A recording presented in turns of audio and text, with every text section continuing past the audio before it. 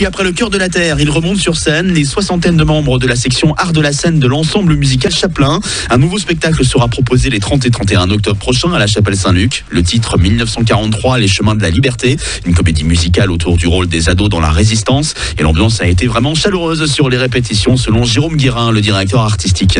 Très chaleureuse, c'est très festif, très festif, parce que même si on parle de la guerre, on voulait comme un spectacle familial. Et ça, c'est important, quoi. On voulait que les parents puissent venir avec leurs jeunes enfants. Un enfant de 5 ans comprendra sans problème et il n'y a pas de souci pour lui. On a quand même essayé d'apporter des petites touches humoristiques. Alors, je peux pas dévoiler le scénario, mais il y a un personnage qui est assez comique de par son rôle. Mais du coup, on traite quand même de choses aussi assez graves quand même, notamment des fois des solutions radicales qui ont pu être envisagées par les Allemands. Et donc, il y a beaucoup de clins d'œil historiques. Un spectacle à découvrir les 30 et 31 octobre à 20h30 au Centre culturel de la Chapelle Saint-Luc. Plus d'infos sur la page Facebook 1943, Les chemins de la liberté. Fin de ce flash énergie enrayer la tendance.